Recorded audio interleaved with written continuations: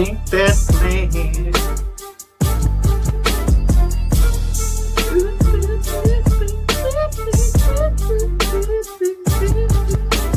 Yeah.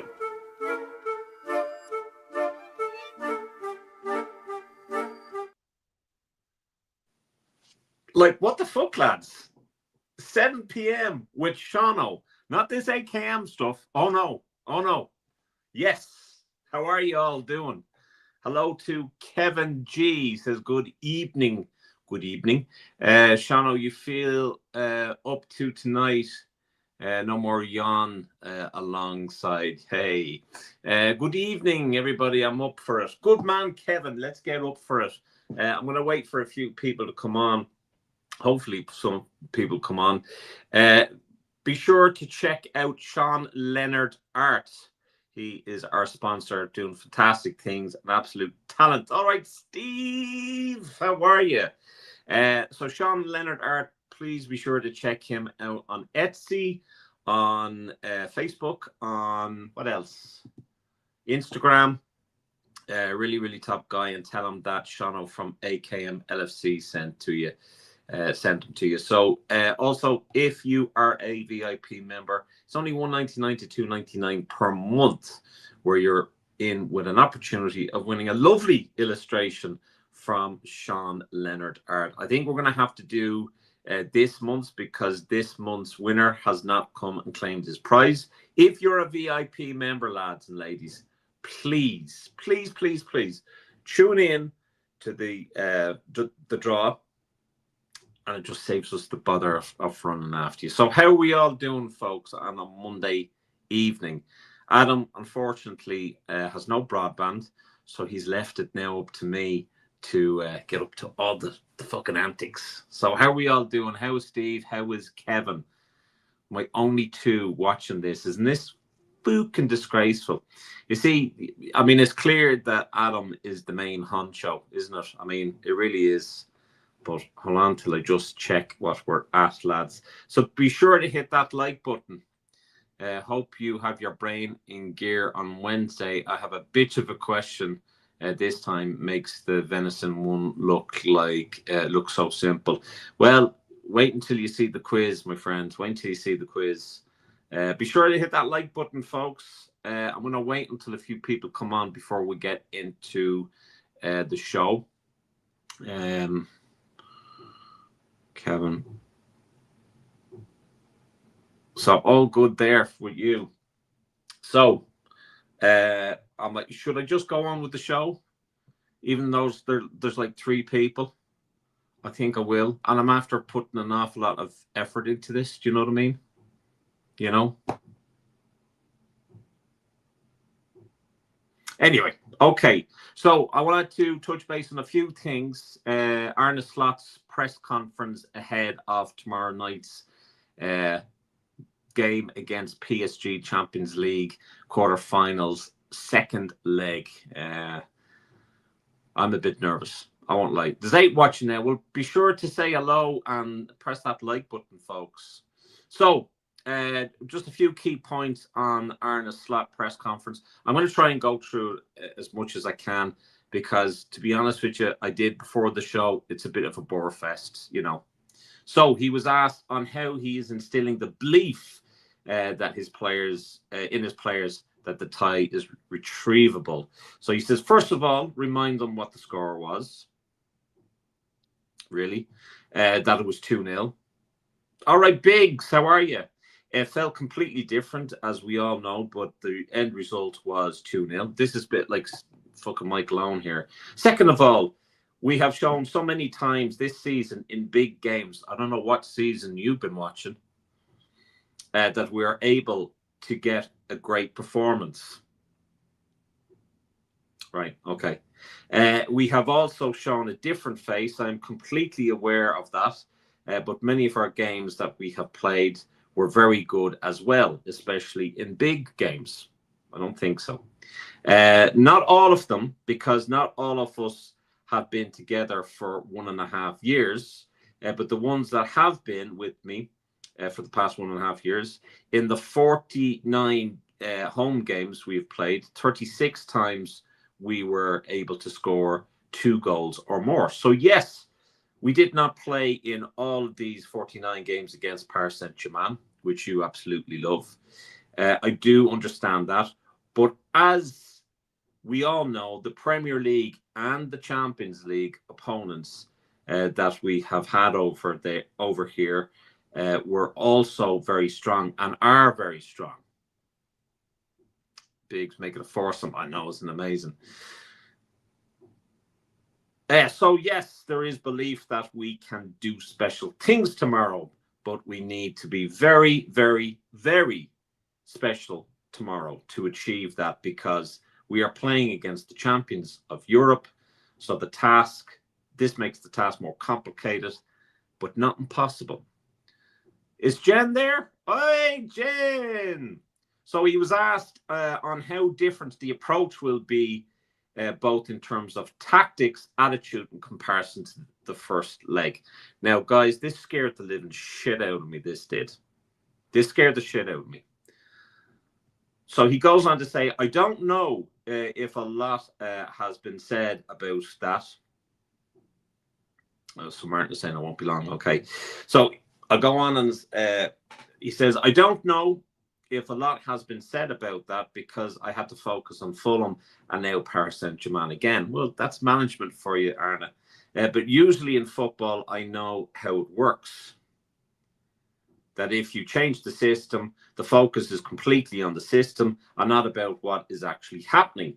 People find it probably very difficult to believe, but I am going to say now, but the approach is not so different for tomorrow than it was in Paris. So we're fucked. We're fucked, because Arna, that didn't fucking work. For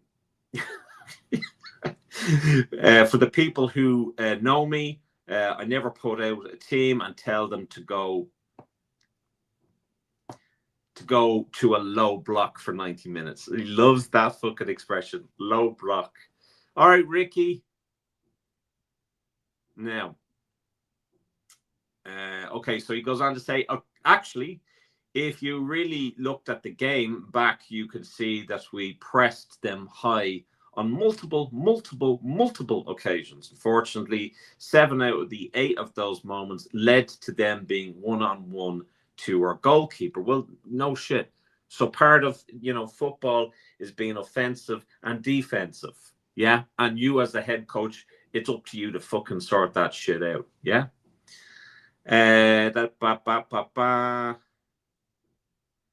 So again, the approach tomorrow will be to take the risk. Then we're fucked. But to get the ball off them, you need to press them. And we saw how difficult it is to press these players. But that was the same last season. And Anfield did make a big difference for us last season. So I'm expecting it to make a big difference for us tomorrow as well. On his selection plans, he goes on to say, I think we have to find a perfect balance between being offensive, but to be offensive, you need to have the ball, and to get the ball back, you're now mentioning 2 fullbacks, but against all of these other players, you have to do so many things well before your attackers can attack. Fucking hell. Has he lost this fucking plot, man? This is like a fucking riddle. All right, Spectre. So, so that's why the history of this club and at other clubs, you're seeing players that are very good offensively, but are also able to do a defensive job, because the only way to score is if you have the ball. Fuck me. Fuck me. No shit. No shit. We have to have the ball in order to win. We have to put the ball in the net to score. Yeah. Thanks for that, Einstein.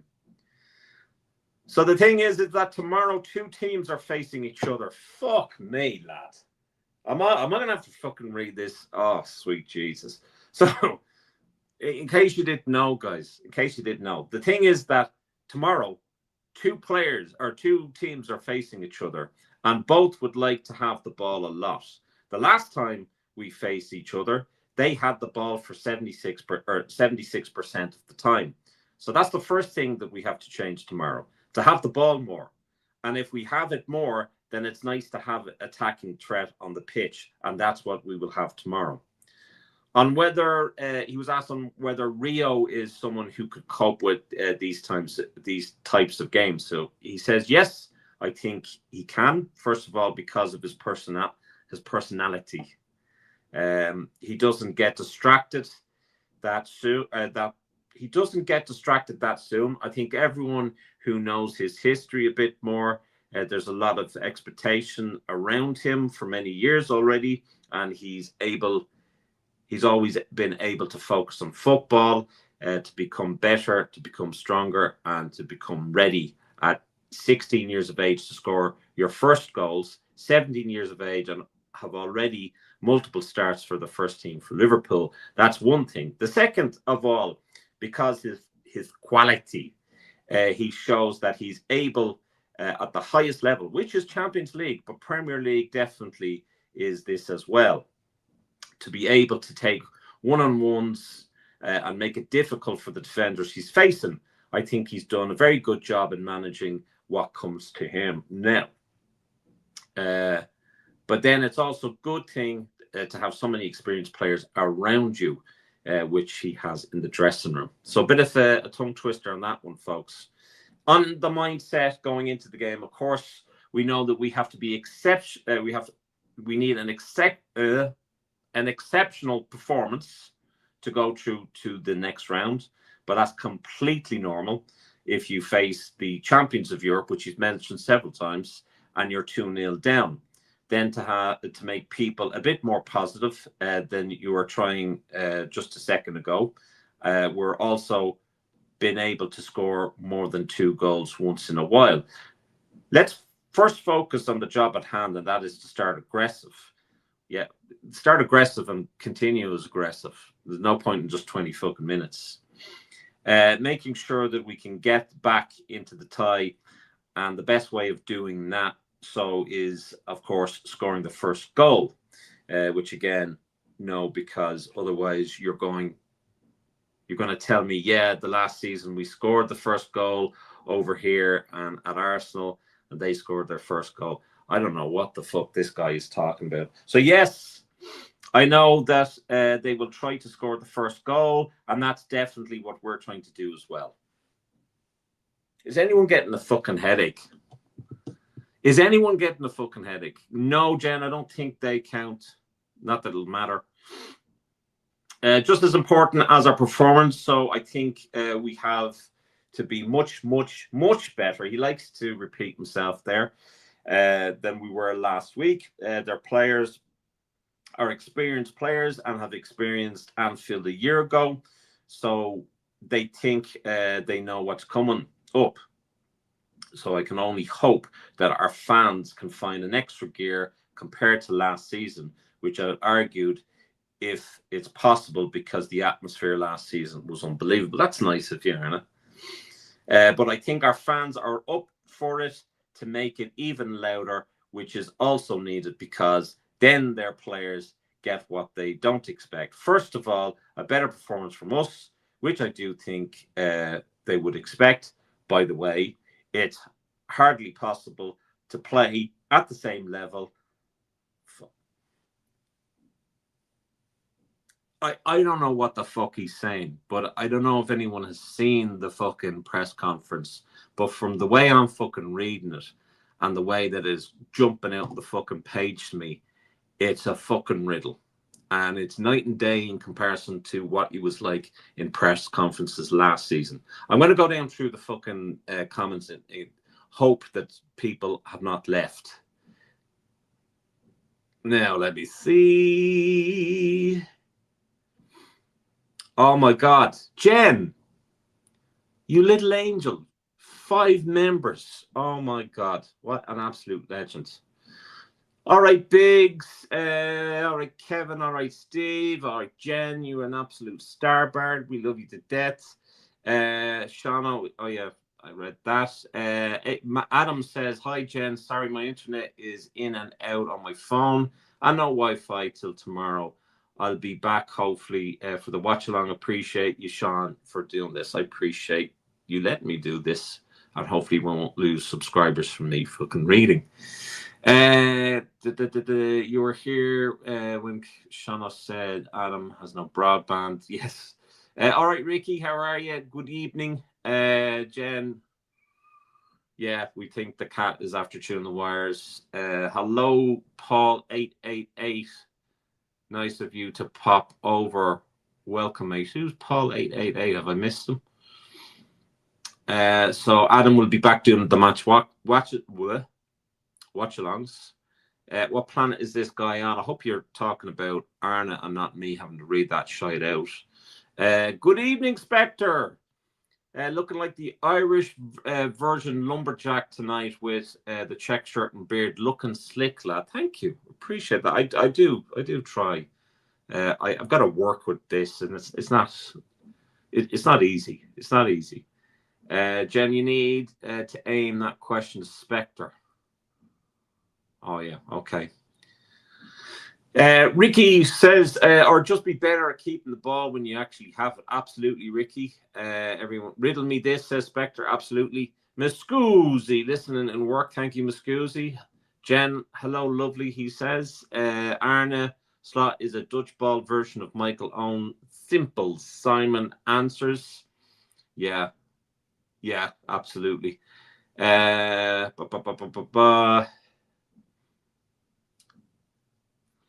Saban says that's what happens when you play five at the back.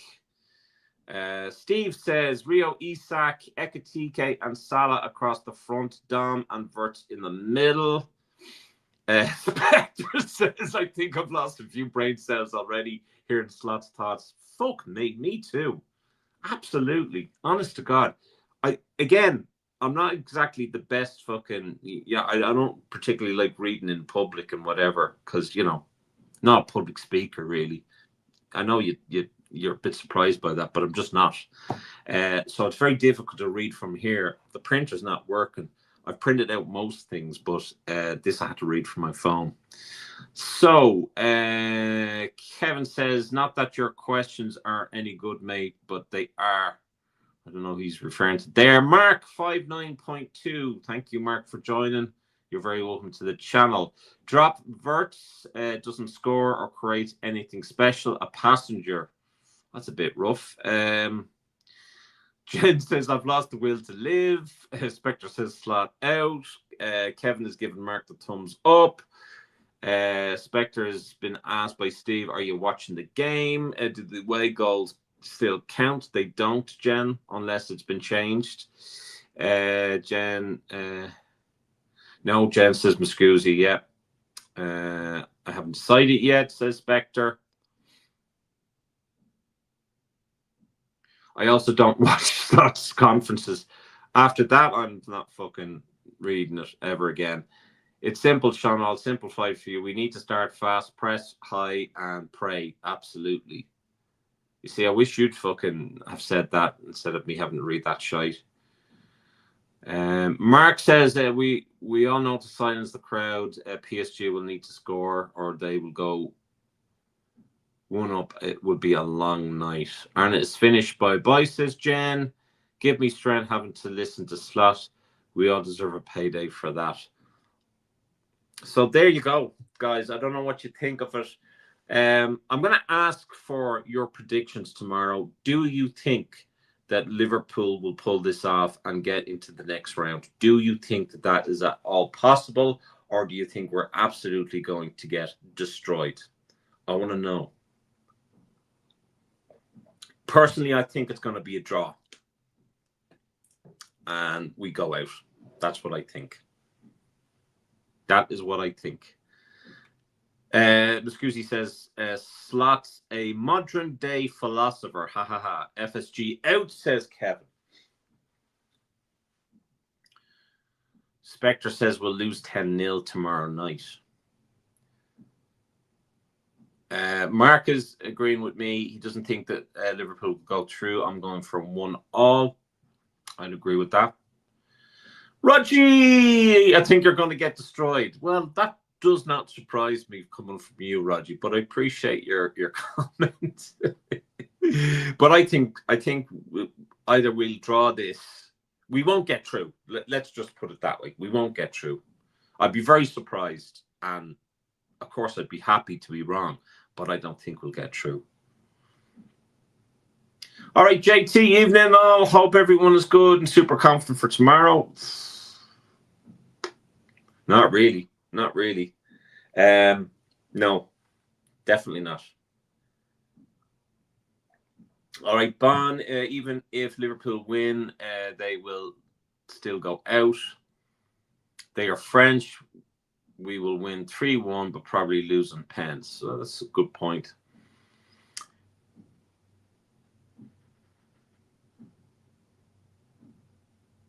Are you about to watch the Leeds game? Yeah, a load of Liverpool fans seem to be supporting Leeds all of a sudden. I don't buy that shit, to be honest with you.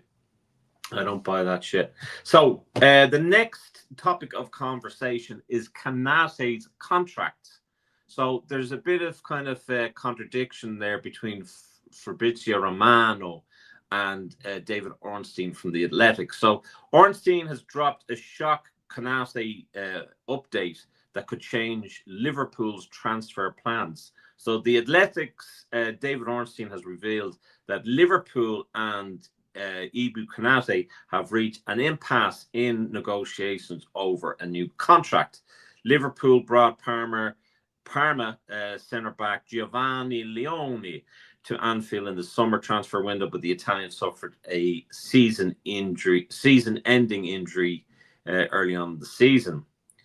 Yeah, we all know that fucking bit. We miss fucking Gahey, blah, blah, blah, blah, blah. So Konate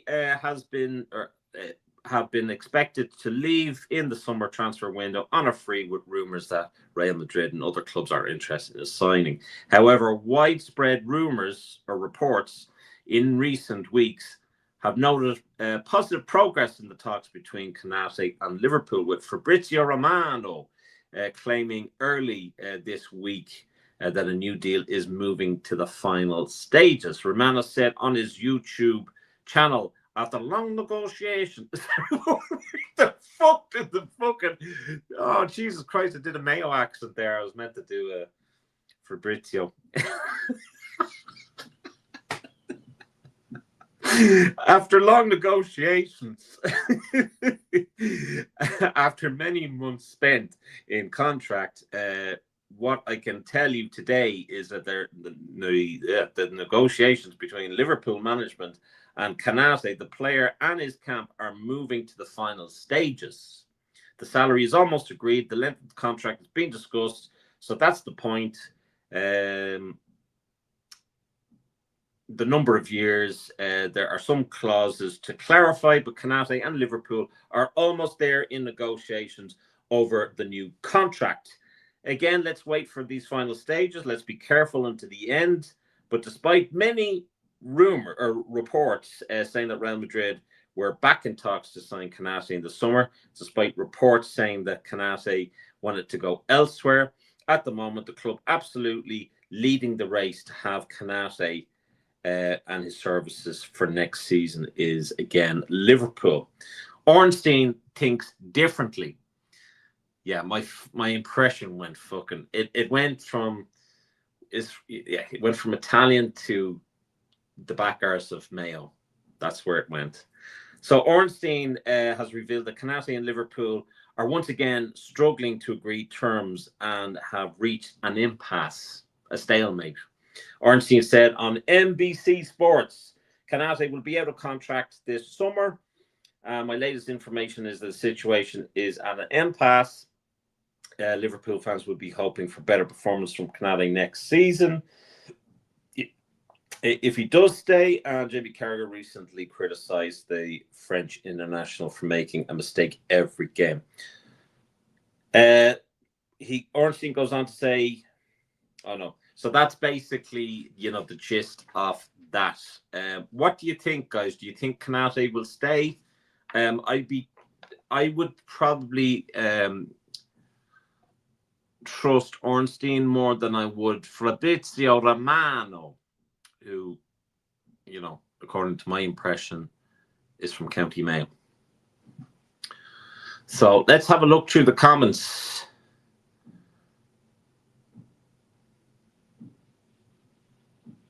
People looking for Leeds to win.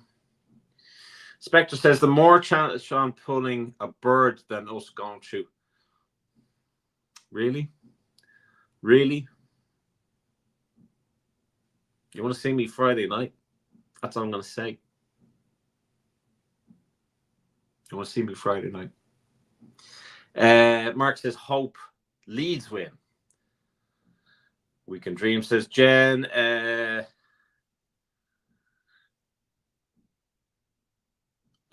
What? Rogie, liking women over 60? Are you fucking Wayne Rooney or something? Ricky says we'll probably saw something stupid like go one down early and get it to 2-1 to us in the 70th minute and then go out 2-3 on aggregate, all giving us false hope. Canati must go, says Muscusi. Rogie sounds like a bit of that's what I said, Spectre. A great weekend for Liverpool, Everton, Chelsea and Villa all dropping points. Absolutely. Spectre says turncoat Canati, just F off. Jen says not this nonsense again. We all know he has shot himself in the foot with Madrid. Jen, sorry to shout your dreams, but it might be a nightmare, says Kevin. Mark 59.2 says, who's going to score, lads? Ekatika has dropped off. Can the 70-year-old keep digging us out? Salah will be tested. I'd love to see Rio start. Whether he'll do that or not is a different thing. I don't think putting Gapco in the number 9 is the right thing to do because there was no fucking sign of him there at the weekend. Nightmares, right, says Jen. Shano giving out his impressions tonight. Yeah, I know. Dreadful, isn't it? Dreadful. Orsley has lost it. It's been said that Canase are not close.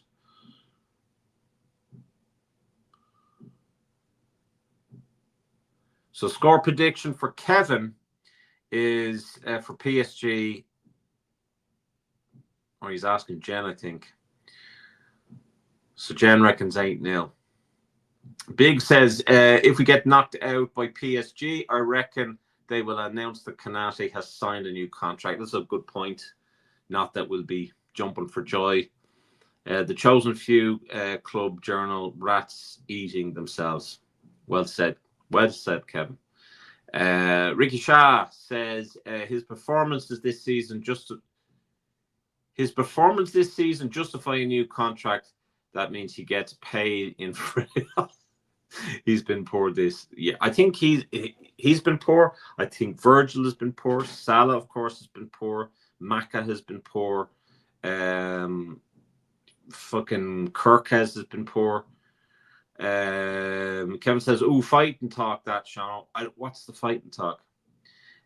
Spectre says if Fabrizio Romano was Irish, his name would definitely be Frankie Riley. With the yeah, I personally would believe Ornstein over Fabrizio Romano. I think Fabrizio can be a bit like Indy Kalia, not the porn star, but the one on X. I hope I pronounced that right. Indy Kalia, is that it? I hope it is.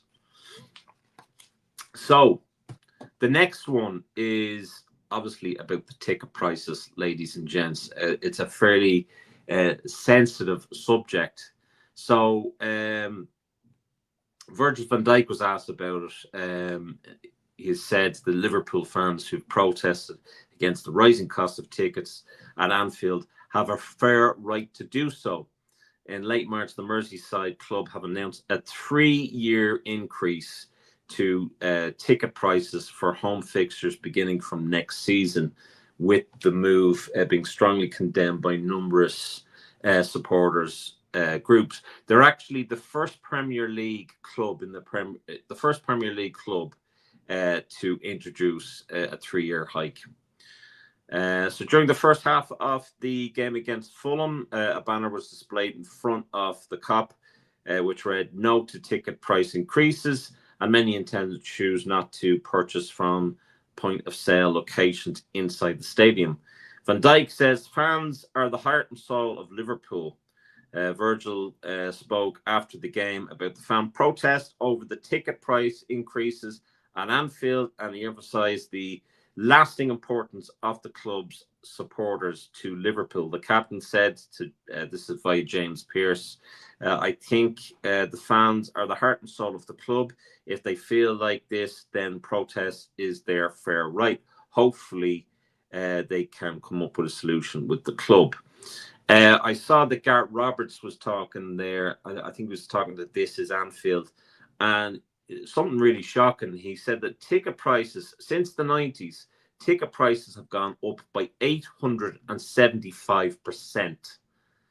875%. So it's crazy. Again, as I said, Liverpool are the first Premier League club who've announced pre-announced ticket price rises for multiple consecutive campaigns, and will mean that Liverpool ticket prices have gone up 5 out of the 6 seasons by the start of 2028-29 season. It's shocking, guys. It's shocking. So I'll just read out the future increases from 2026, 27 and beyond. So in April 2026, Liverpool announced a multi-year pricing strategy that will begin impacting fans in the next season. So the annual hikes prices will rise in line with the consumer price index for the next 3 seasons, capped at 5% per year. Expected 2026-27 rise. Adults matchday tickets are projected to increase by $125 to $175, while season tickets will go up by $21.50 to £27. Concession update: the age for young adult discounts will be extended from 21 to 24. Now, it is important to say this, that despite these planned increases, Liverpool's top-end season ticket of €904 remains significantly cheaper than the highest options at Fulham, which is €3,084, Tottenham £2,223, and Arsenal £1,726. It's fucking crazy. It's fucking crazy that in a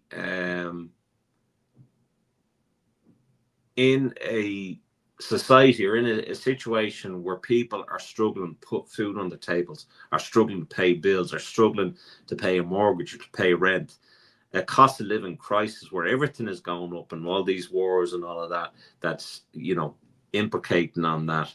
It is crazy to see these multi-billionaires put up the cost of football that is for, the working class, or should be for the working class. And I think, I'm not the greatest fan of Spirit of Shankly. They have they're the fan representation at board level.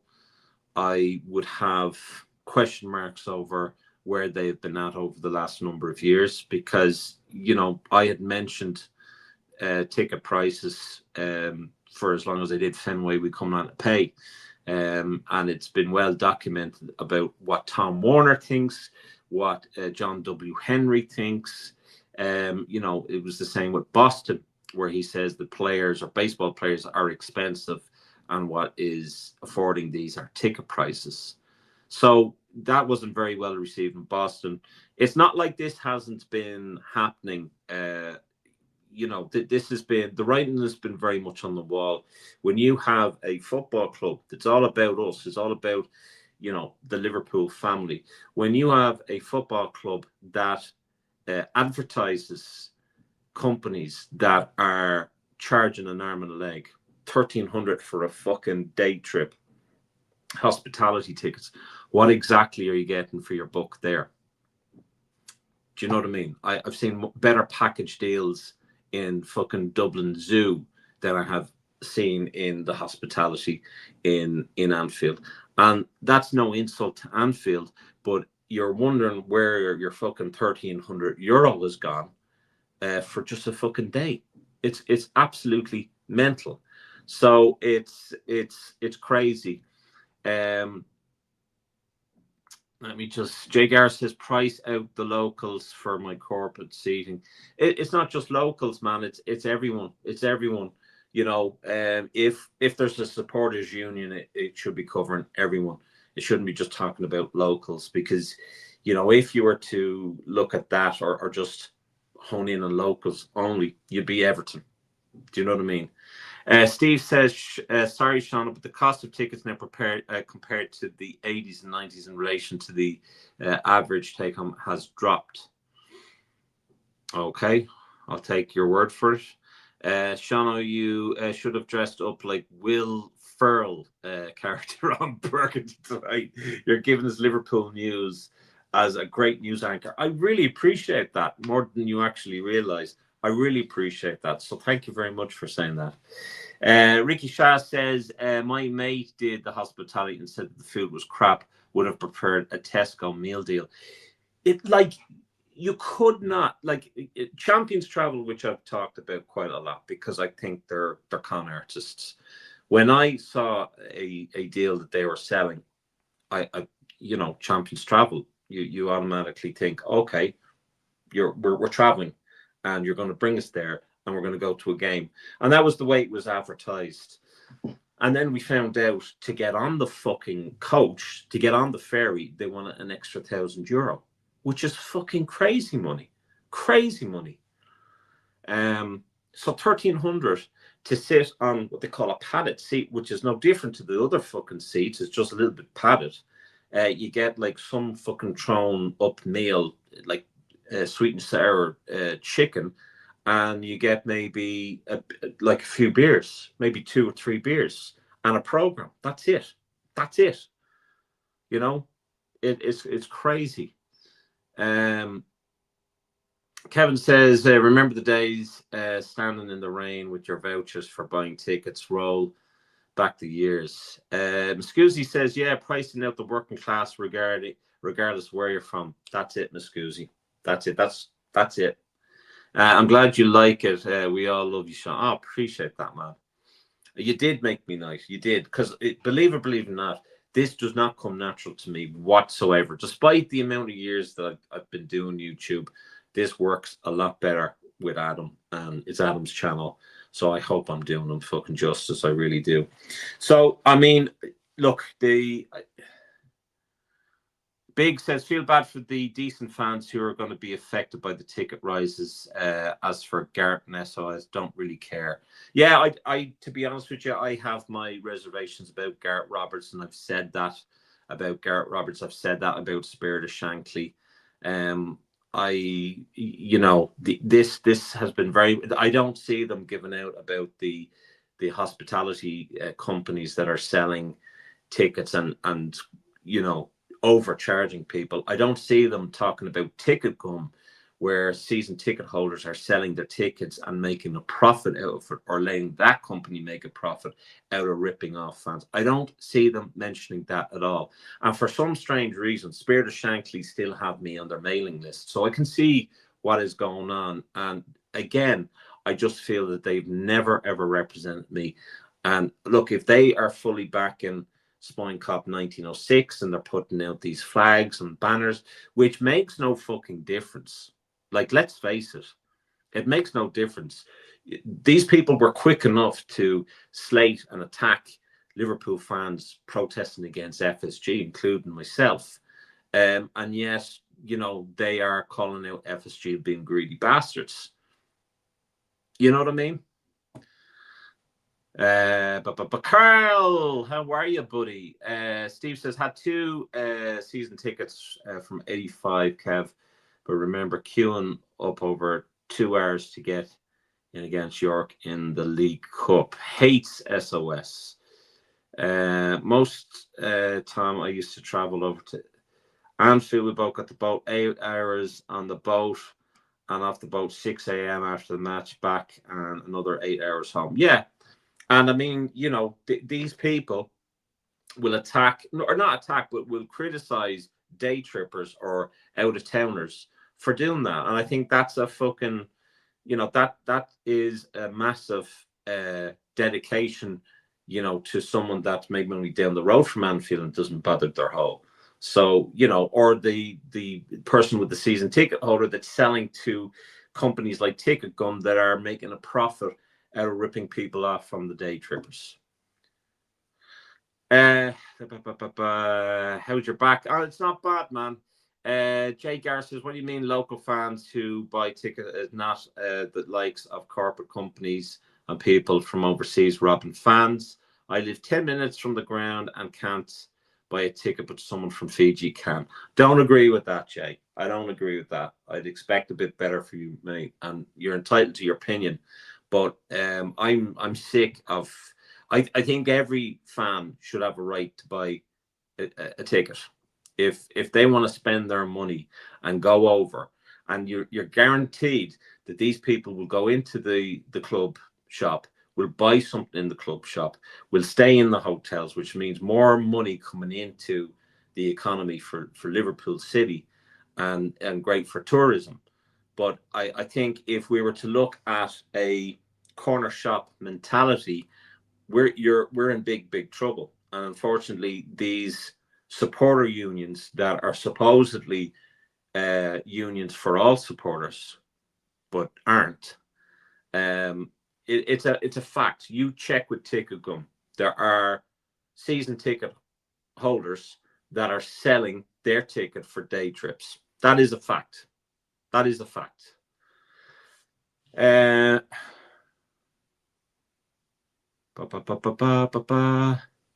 Steve, another one for you. Just ponder paying good money to get into Goodison.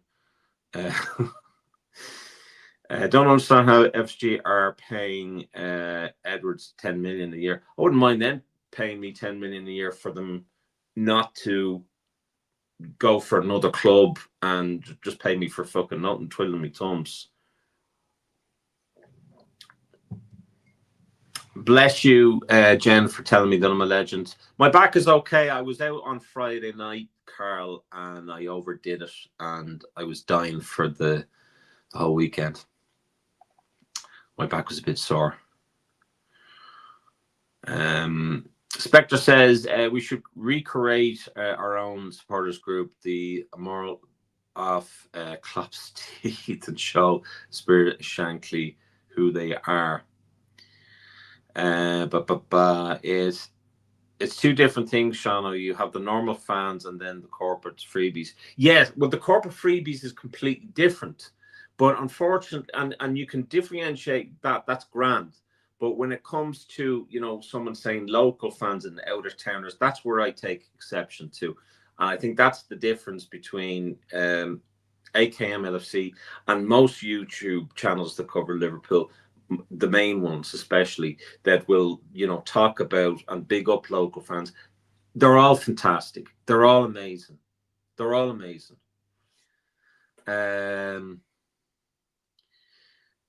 Jen says, Ken, I've been to Anfield several times, but never on a match day. Too expensive. I went to the Legends game, and I think it was £63 for myself, Martin, and Martin's young lads, Harley, and it was his first game. But I've paid 300, 400, 500 quid to get over to a game. It's crazy. It's absolutely crazy. Love it, says Carl to Spectre. Bond says Liverpool have the lowest tickets because FSG make more money selling match tickets. That's what I've said. That they, despite the pound increase, Liverpool's top end season ticket is £904. Remains significantly cheaper than the highest options of Fulham, which is £3,084. Tottenham's 2002. pardon me, 2,223, and Arsenal 1,726.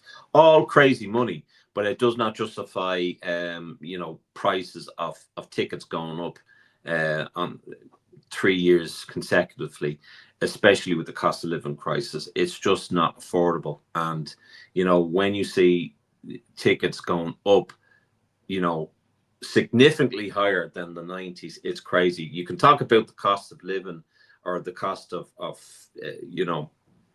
what you get in wages and whatever, but that's irrelevant. It's far too expensive.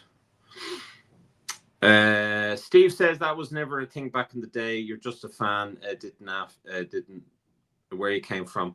Exactly, Steve. And that's where, that's why I'm part of AKM NFC, because I want to get away from that. I want to get away from day trippers and out-of-towners and locals. And that's a narrative that has been pushed quite a lot. And it's just simply not fair. It's not right. It's not right. There are passionate Liverpool supporters everywhere where you go. And if you're going to alienate them because of where they're from geographically, that's xenophobia. It's stupid, and it's outdated, and does nothing for the club, does nothing for the fan base. It's disgusting, and those that are doing it need to stop, or need to be banished altogether. They need to stop. People need to stop giving them a voice and a platform. And I genuinely mean that. It angers me to a great deal when someone tells me that I shouldn't get a ticket. If I go bother and want to get a fucking ticket, I should be able to get it. Doesn't matter where I'm from. And nobody can tell me that me or Martin or Adam are not as much a fan as a local. We just have more hassle getting over to Liverpool than a local. And again, not disputing the loyalty of a local fan. It's something they're born with. It's something that so no one is disputing that. But I'm not the one ridiculing people or measuring people on where they're from. And that makes you more of a fan and makes me less of a fan. That shit is crazy. That's crazy. So I'm glad to hear that, Steve. Unfortunately, this is what's happening. Sean, off the topic, why does I don't know why Arteta looks like Captain Black from the kids show Captain Scarlet. Jay Garris is not against overseas, obviously, just saying it seems easier. I'm just looking at it from my perspective. But how is it easier? So let's look at it this way. So as an Irishman, right, I have to be an official in the official supporters group, right? Just Liverpool. That's the first thing. Then I have to be part of an Irish, a recognised supporters group from Ireland. Okay. Now I can tell you for a fact that those clubs, those groups, are getting less tickets year in and year out, and it's getting worse. So then we have to go to this stupid ass ballot system that is just it's impossible. It's shocking. And I don't want to go into a ballot and not know what the fuck I've just gone for. I don't know how to fucking work it. And I just think it's ridiculous. Just fucking have the tickets on site, fucking sell them, do it old school, and I guarantee it. And then look at it, expanding the COP, look to expanding Sir Kenny Dalglish stand, look to do these things, and you will put ass on seats. That's it. But make it affordable. Make it affordable so young kids can, the next generation can, watch Liverpool play. Don't price Jen out of it. Don't price me out of it. Don't price Jay Garrett or Steve or anybody out of it, because that's where these consortiums, they're soulless when it comes to the club. I mean, they know nothing about the tradition. They shot that away when they were trying to form the Super League, and how they have forgotten about that. back in the day, you pay on the turnstile. What? Yeah, absolutely. I don't see FSG backing down from this. I don't either. Steve says day trippers to me are people who don't support us but come for the experience. I think the meaning of day trippers can mean anything. Someone that is from Ireland that goes over for the day. Ricky Shah says if anything, out of towners are even bigger fans with the dedication and time spent to get a game, as well as all the merch brought by us. Exactly.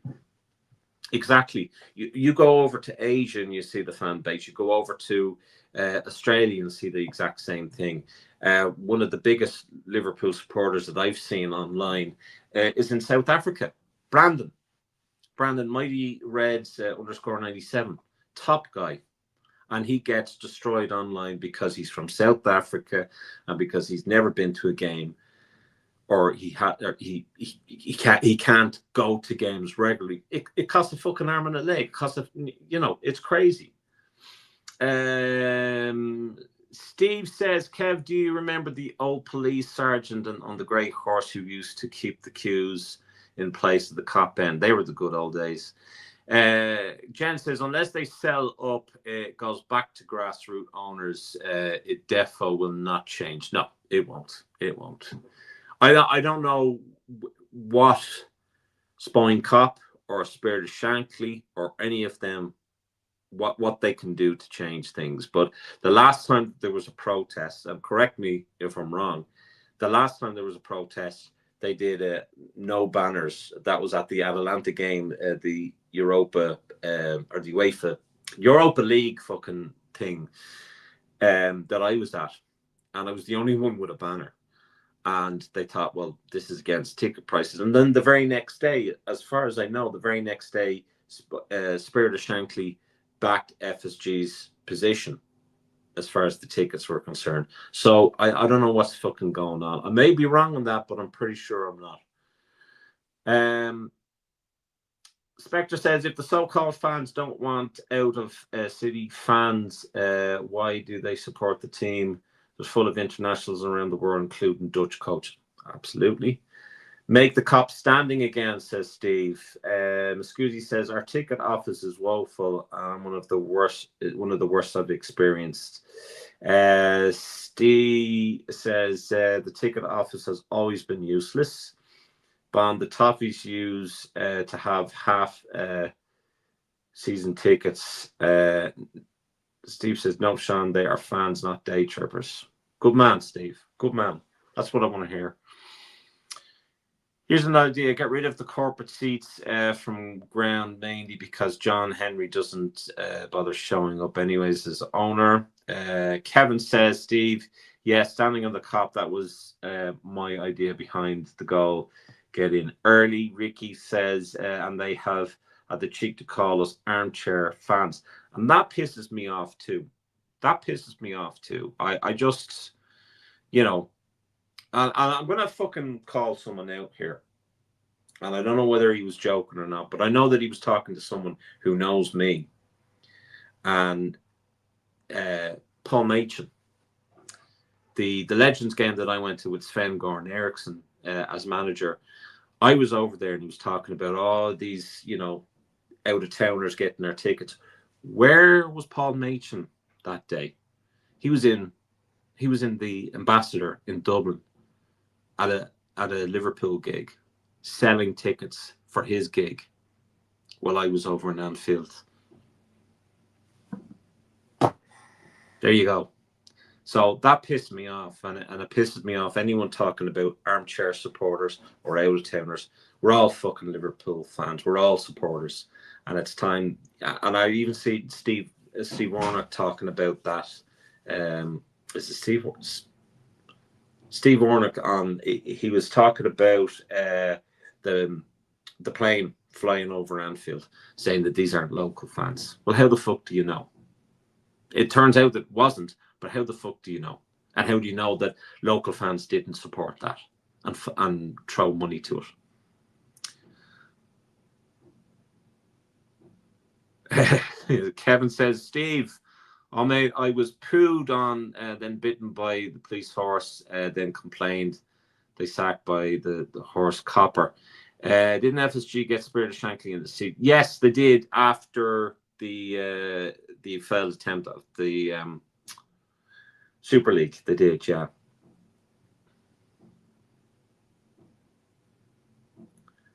Those horses were big buggers. Jen, European Conference, oh my. I mean, you know, it. Like I can see people's point on, you know, the team need the fans more so than anything, because, you know, we need to finish this season off well. But these players are on a huge amount of money.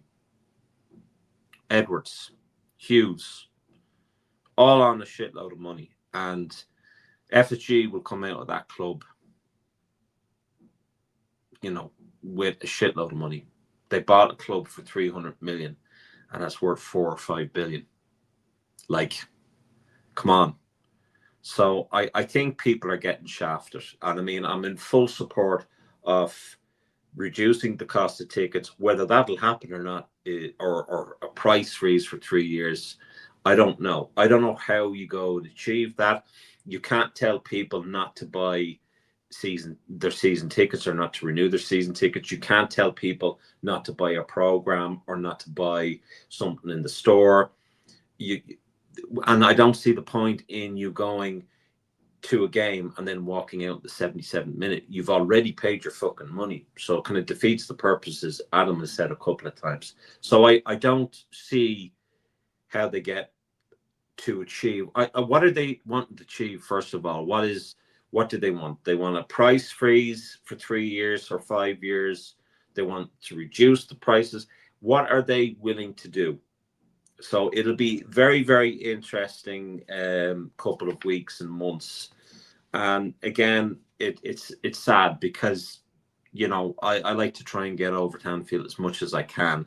I'm not part of a supporters club in Ireland because I've never got a ticket from there in my life. Never got a fucking ticket there. You know, I've always had to go to different companies that have charged an arm and a leg. And that's not going to do my point system any good when I go to these ballots, because it'll say I've not been to a game when I fucking have. So it's a fucked up situation, and the ticket system is just as bad as the ticket prices, and the whole thing needs to be looked at. That's my view on it, guys. I don't know what your view is on it. Hulk Hogan's letter to the fans was pathetic. Where did that come from?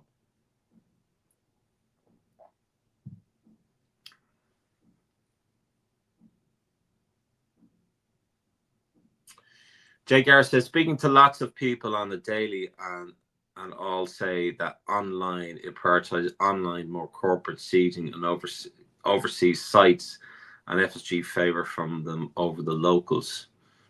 Yeah, but why aren't people talking about season ticket holders that are selling their tickets to the likes of Ticket Gum? Check it out. Check it out, Jay. It's like, so whoever these people are, they are part of the problem. And I've been saying that for fucking years before Spirit of Shankly, Spine Cop mentioned anything like that. And I was ridiculed. I got death threats. I got all sorts of shit thrown at me for fucking speaking out about what these owners are doing, or what their plan is. What their plan is.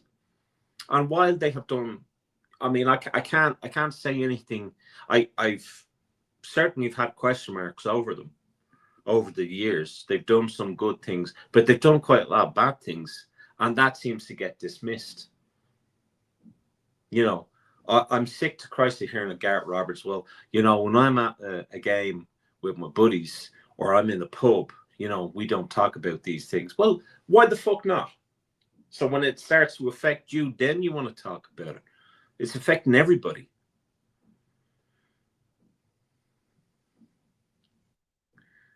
Thank you, Biggs. I appreciate that.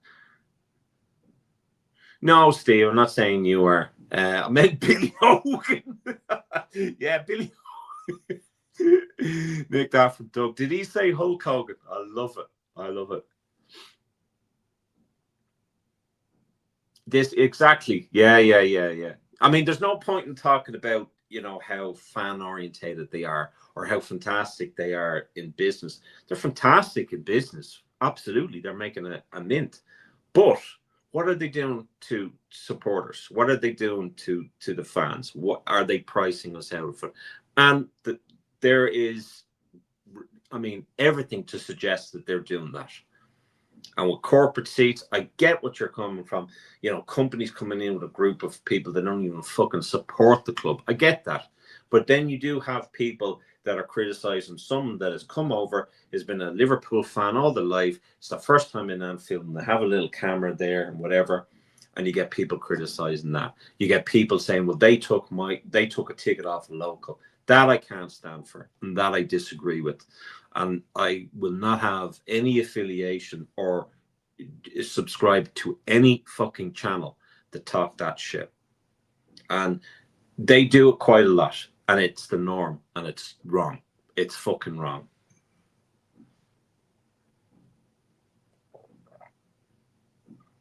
Jay Garris says, not my words, just people I speak to. I'm resigned to the fact I can't get a ticket.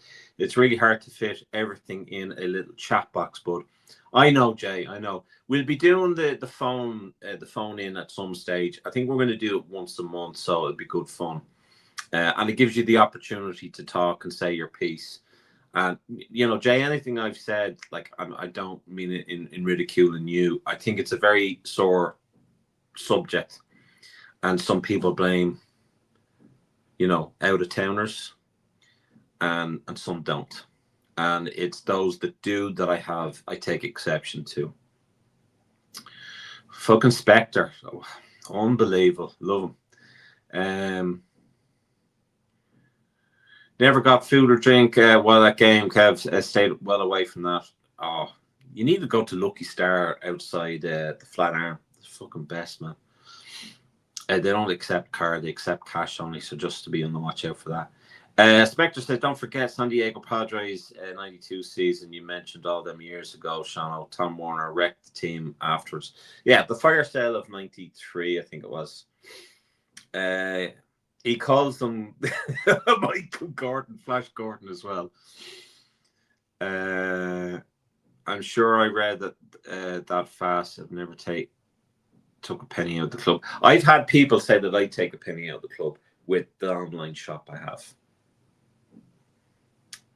Are you fucking shitting me? I mean, these were the haters that I had. They said that I took money out of the club. And what happened? Everybody was then selling merch. Everybody. All of the channels that were fucking at me, every single one of them were selling something. Every single one of them. So, again, talking through their holes.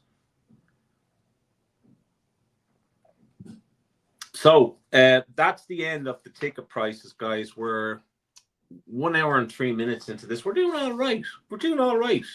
AKM with Shano, we're doing okay. This might be something that Alan might stick with, So obviously we know the news of Andy Robertson leaving at the end of the season, which is difficult to say the least. Such an amazing servant to the club. And, from humble beginnings where he was fucking flat broke, and then he played for Hull, and then he comes and joins for Liverpool. I don't think anyone had any idea the impact that he would have and the kind of battle that Trent and himself had with getting the most assists in the season. But it's come out that Robertson has revealed that the club did not offer him a contract extension to stay at the club. Robertson will leave the Reds at the end of the season following a legendary 9-year stay. Robertson revealed that the club didn't offer him. I seem to have fucking typed that twice. I don't know why that is. So they said it's not like I've been knocked back a contract or anything. There was no contract on the table. It was a conversation we all had. It was a conversation of, okay, this is what I want to do. I want to play and believe I've still got the ability to play. Now, with that said, there is talk that Robertson has made a verbal agreement in place to join Tottenham Hotspurs from July 2026. Now, nothing is signed or sealed as the player staying in the Premier League can become a key factor to proceed and get it officially done. So he's received quite a lot of approaches as he'll leave Liverpool as a free agent. Spurs have already are close to the deal, but waiting. If Tottenham stay up, Robbo is set to join them. Fantastic signing for Spurs, but I was talking to Doug, and he says to me, "Is there a real possibility that these guys could be relegated?" And I definitely think there is. For me, I would have offered Robbo a 1-year extension because I don't think Kirkes is there yet. I don't know what they're going to do with Costas Tsimikas, whether he's coming off the loan. I don't know whether they're going to sell him or keep him on. I think if you're getting rid of Robbo, you have to keep Costas there. So I don't know what the story is with that. The mass exodus, it looks to be in full effect because now there's also talk about Juve looking at possibly signing Alisson back to the Serie A. Juve's manager was also in charge at Roma, and Alisson played in the 2016-17 season. The 67-year-old took over in Turin in October, and his team's 7th in the league, but now has the chance to lead them back into the Champions League. So that there are reports from Italy saying that Juventus are keen on bringing goalkeeper Alisson Becker back to the Serie A. Can you see any truth to that? And do you think that it's a good idea for Liverpool to be losing him as well? I think it's going to be I think we've seen obviously Salah's leaving, Robbo's leaving, but I think there's going to be a few more people as well. So it's scary. It's scary. Just go through some of the comments.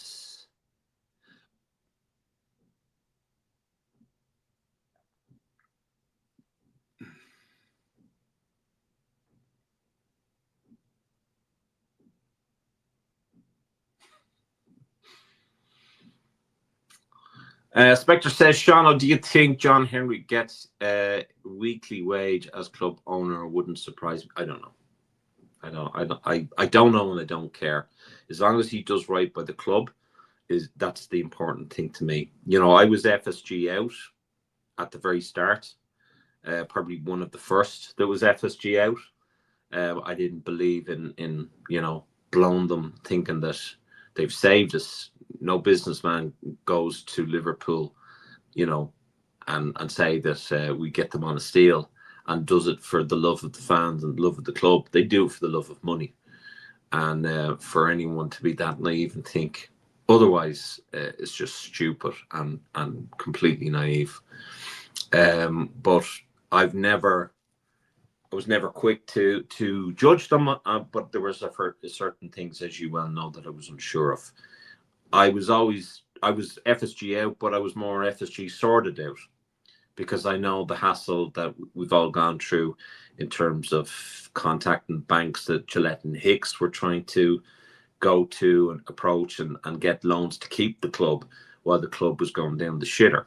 So, there are some that protested outside. There were some that protested online, which we all did. And we all contact. The amount of banks emails that I have on my Gmail is scary, and that's as a result of me mailing all of them to tell them to fucking stop. There's a lad online selling next season's kits already, and I don't go for that. I know that, again, we're talking about the cost of tickets. Look at the cost of fucking jerseys, man. Look at the fucking cost of jerseys. I remember a time that you pay £45 for a jersey, and they would change the kit once every 3 years. And it was United that started off changing their jerseys every year, as far as I can remember.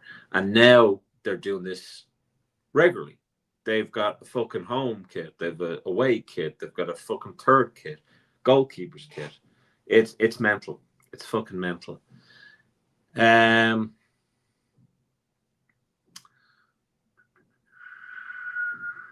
FSG will probably sell the ground name. I think if they haven't done that already with the main stand and Annie Roads, I doubt that they're going to do that.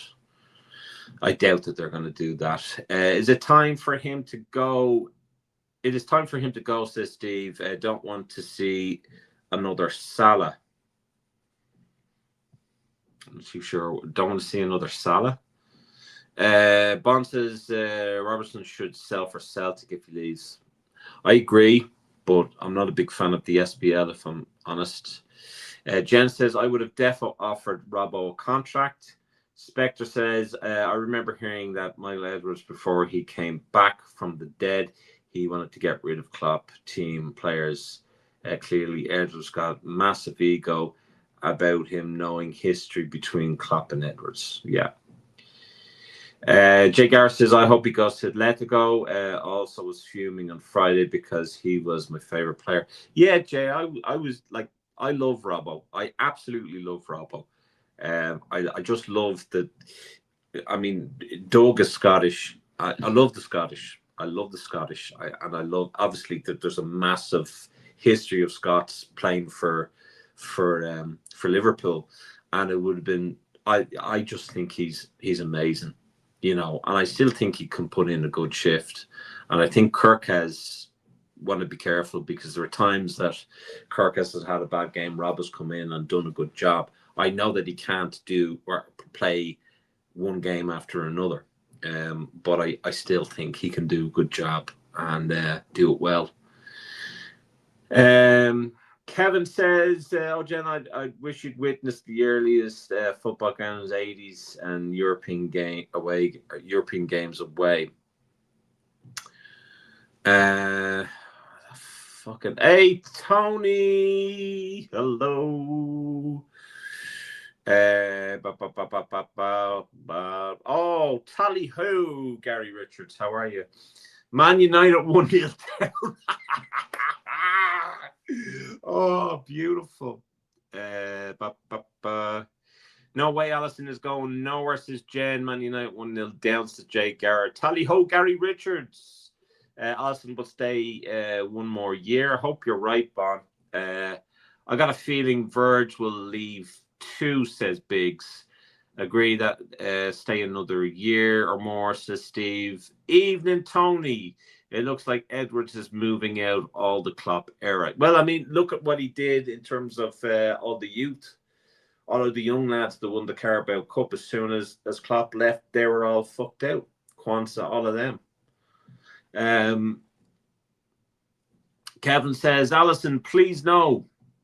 But it's Edwards and his mate last laugh and sell, sorry. Spectre says, I see the outgoing players as this: Robertson, Kanate, Gomez, Endo, Jones, Chiesa, Salah. Yeah, I think that's a good shout, Spectre. I think that's a good shout. Bond reckons that Jones will stay. I remember £27 for the whole kit. Jesus. And I mean, look, I can understand people that have young kids and whatever and buy stuff off DHgate and other things. And I understand that. And part of me kind of, having a shop that Redbubble seemed to have a problem with, and T Public, who've been bought over by Redbubble, they seem to have an issue with Liverpool designs up there. And I think, why buy, the same stuff that you buy in the mega store, which I fucking buy. I won't lie to you. I love the retro jerseys. I love the home jerseys. Love the away jerseys. I'm a fucking jersey holic. If you saw the wardrobe that I have for the fucking Liverpool jerseys only, I mean, we're going fucking retro, bitches. We're going retro. There's not enough walls in this fucking house. Not enough walls in this fucking house to cover all my to cover them with Liverpool jerseys. I need another extension. But the kids are a disgrace. I would never buy one, says Jen. Well, the cost is fucking crazy. The cost is crazy, but I won't lie to you. I go and fucking buy it.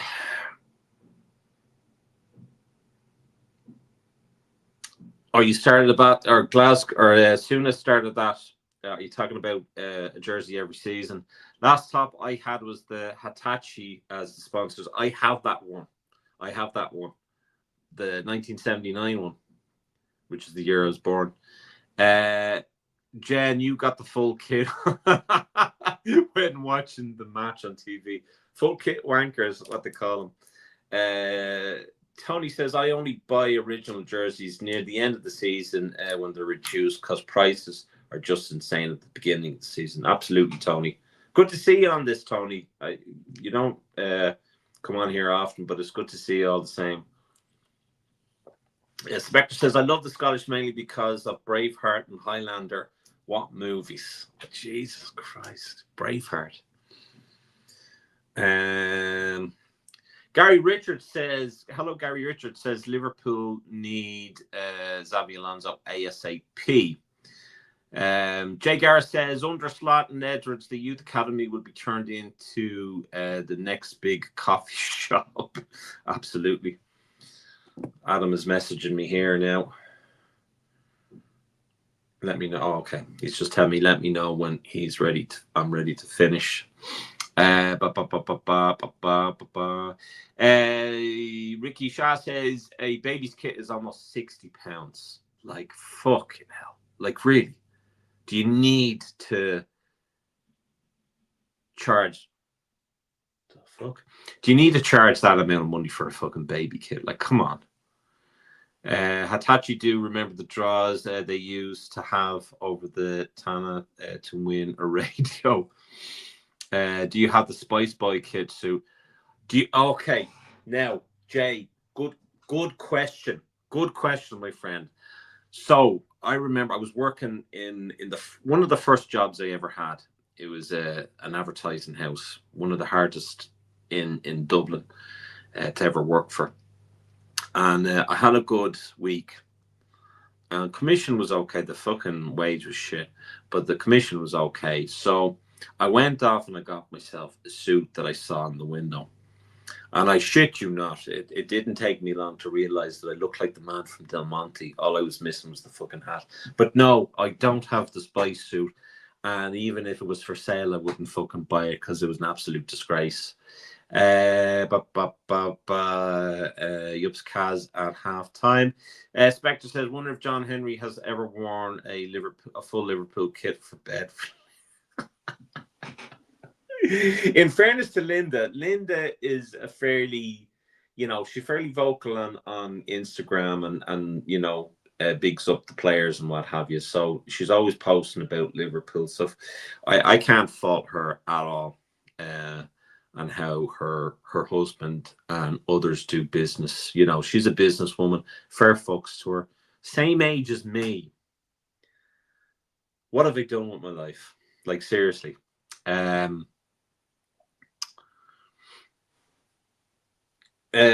says she hasn't bought a kit in forever. Jen, I may have worded that differently. All right, okay. Kev has been laughed at by Jen. How's my back, says Gary Richards. It's up and down. Last night was a difficult night for me. I'm to be doing physio and doing certain exercises. I tried that fucking exercise bike that's right beside me. I'm pointing it in the opposite direction.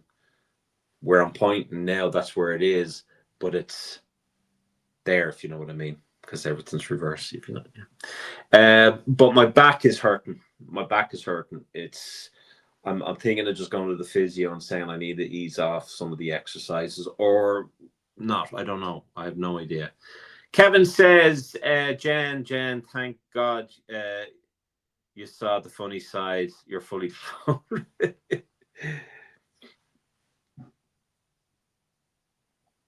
She shouldn't have. No, she should have married me. Weekend at Bernie's. Yeah, Frank Carlisle apparently shook hands with John W. Henry, and he said it was like shaking a wet fish, you know. And you can tell an awful lot by a handshake, you know. Get those massages with the feet, if only the feet. All right, Paul Smith, TTFC F or 4CD. How are you, Paul? How are things?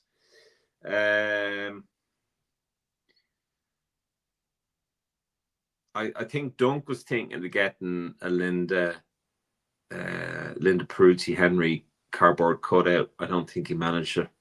I think yourself and Martin Mason were trying to get it from when we're over. Have you got the Hulk back problem? Jesus, no, man. He fucking hell. Mental. Hit the like button, guys. Hit the like button. I don't know how many likes we're at the moment, but hit that like button. I'll just have to see where we are in terms of the likes. Oh man, that's pretty good. We've got fucking 20 likes. Or no, wait a minute. We've got 20 people and there's only 3 likes, is there?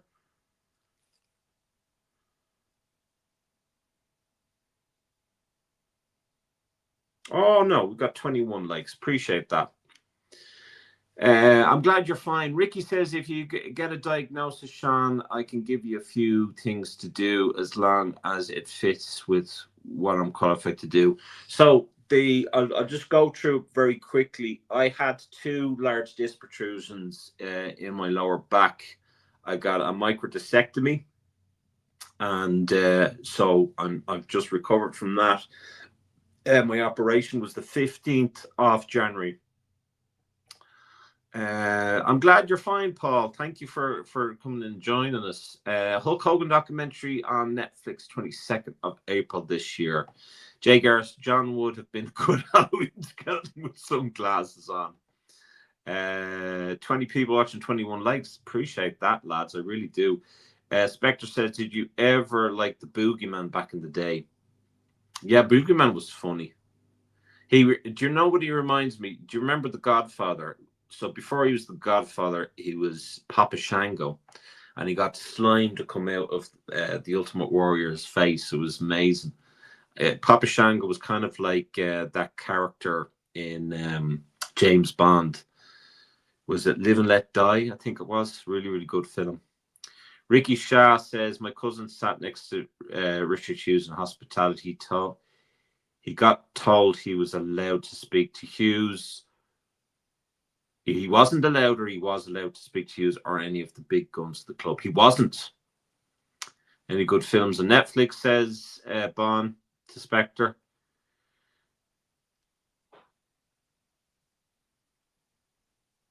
We need to encourage more followers over here, mate. Yes.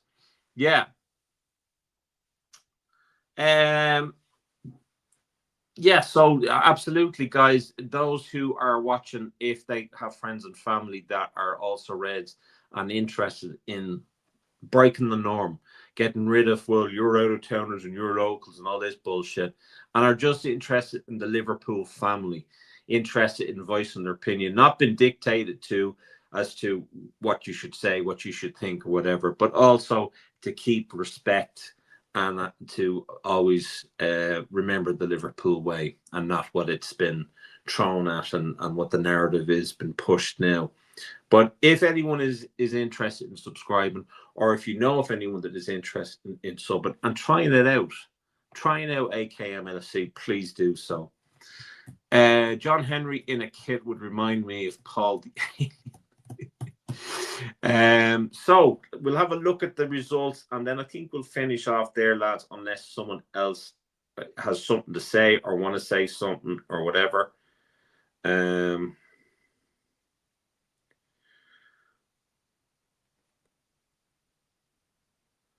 don't know whether Martin wants to come on or not.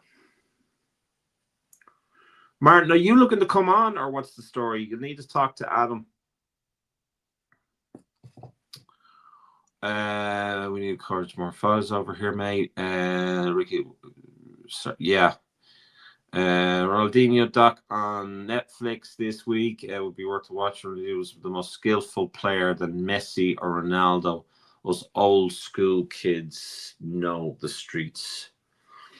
Okay, so Martin is actually coming on.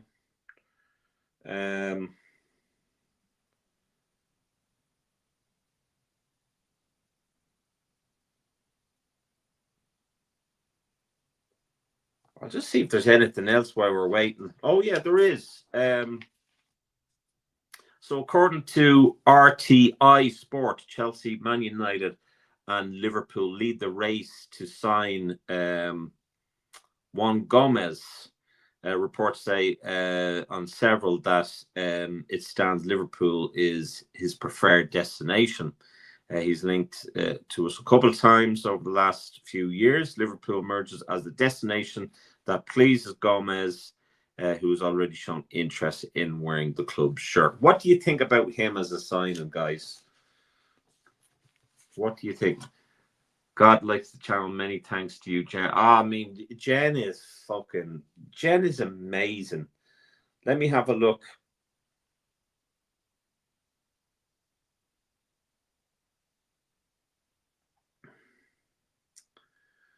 Let me have a look at what she has done, because she's fucking incredible. We all love Jen.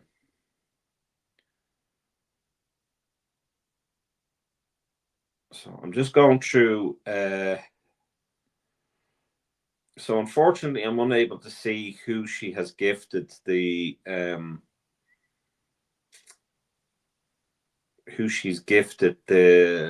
memberships to, but those who have been gifted the members, if you please look at the monthly draw, I'd appreciate that. But you owe Jen a thank you, and you know, Jen's amazing. Jen needs to have a channel of her own. She really does.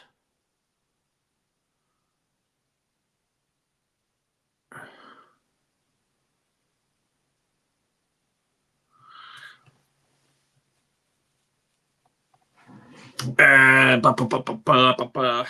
well, I mean, anyone that is on, anyone that has subbed to us and is happy with us and wants to spread the word, absolutely, please do so.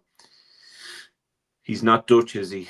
Well, you see, this is the problem. This I wanted to actually talk about. I wonder if I just have this on my camera roll.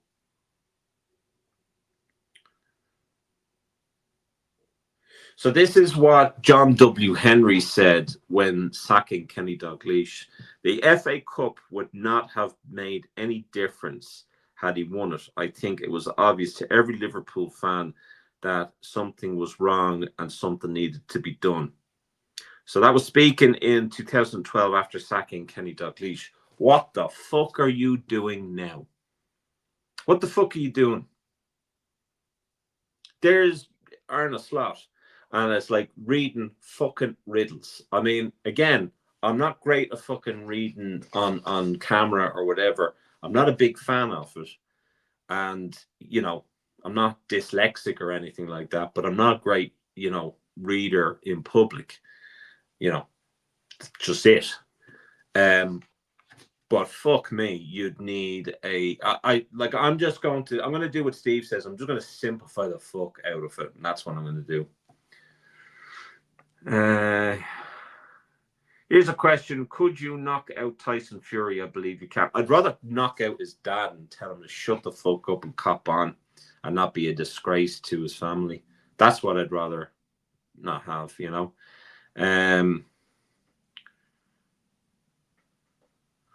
A second. Have we got someone? I'm waiting here. I don't know how to get you on, Martin.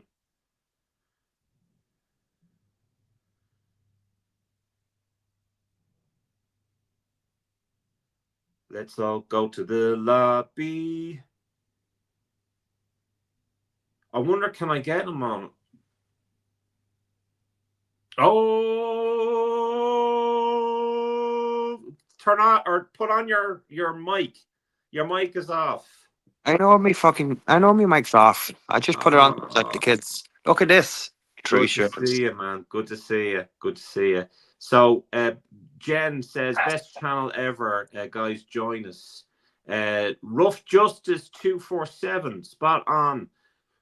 Thank you, Rough Justice, for joining. I don't believe I've seen you here before, so thank you. Be sure to let your friends know all about it. What was the W stand for John W. Henry? A, win. Wanker. B, wanker. Or C, washed? Wanker. Shauna, you're ahead of yourself. Jen's past thoughtfulness. Oh, she's fucking incredible. I love Jen. A He should washed be a up good wanker. buy. He should be a good buy. I think that was with regards to Gomez, Juan Gomez, who is looking like he is Liverpool bound. That depends on whether we qualify for the Champions League. Spectre, my son, was the fight at Spurs ground sent me video. That's the correct answer, says Spectre. Mad Theory, says Jay Garrett, but could you see this season so often under slap so they can put a good spin on things next season? That's a mad theory, all right. I don't think. What do you think about that? I'll let you talk for a bit. About the mad theory, what I think they're not going to sack him. I don't think they will. I think they're going to give him the next season so they don't have to pay him off. And then by then, Shabby would have gone to City or whatever it is. We'll end up with freaking, I don't know, maybe him from Bournemouth. I don't know. It's just a farce at the club at the moment, mate. It's just embarrassing. We are the most embarrassing champions ever.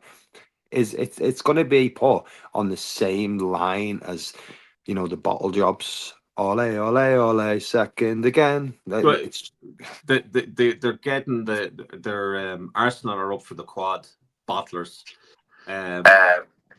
Kevin says, Rough Justice, welcome, mate. You're amongst good people. Absolutely, Rough Justice. And thank you, Kevin, for your comment there. Much appreciated. And I have to say, Martin and I have found home on this channel, haven't we? It's not like what we had been through previously with our channel, or with my channel, or that you were part of, the Lone Wolf, as we call him. I know. See, I'm going to be around a lot more now. Well, good. We're glad to have you back, man. Do you want to say anything, or do you want to just been one of them days? I get told something, and I have to pull up a member of our team about it for another team to just disgracefully deny things, and in the end, I've just basically I do a rugby coaching job as a volunteer. And the amount of abuse is just enough is enough. So, unfortunately, I've just stepped down as head coach of my team. But I took the team over with 4 children, with nothing in the bank. I've got 15 new sponsors, 16 kids, and I've just left them with a sufficient amount of funds in the bank. Have the committee and anyone been in touch? Just closed the door, removed everything. But at least I can say I've got all the parents who have backed me up, and I'm gutted. But I think I know that I wasn't going to say anything, or I wasn't saying it in public, but I'm not going to mention the team, and I know that myself and Adam are sponsoring them, and that sponsorship I don't think it won't be renewed as far as I'm concerned. I'm all for supporting grassroots and supporting young kids that want to get away from computers and laptops and mobile phones and actually want to be physically fit, join a team sport, and learn some discipline and come out or friend, or make friends, long-time friendships that you can possibly get from sports. I think it's great to see young kids going out there, early morning, whatever the weather is, and go out there. And I think the fucking problem is adults. Yeah, it's the parents. All about fucking politics. And I think people should fucking cop on. People should fucking cop on. These kids No, are Spectre. I'm not. I've been there. I've done that. I'm not doing it again. But let's move on now anyway. But I think yourself and Gemma should keep your head up high. You've done fucking amazing stuff. Absolutely amazing stuff. You know, And that's why I've been away for so long on here off the channel for nearly 12 months. I only popped in every now and again, and when I have popped in, I've gate crashed it and ruined the whole show. No, you're more than, you know, you're more than welcome. And I mean, Adam was concerned about you too, as much as I was. I had no idea it was that bad, or things were that bad. I know that when I went over, that there was some tension there. I could see that. But it's just a pity because your heart was always in the right place. Yourself and Gemma worked your fucking asses off.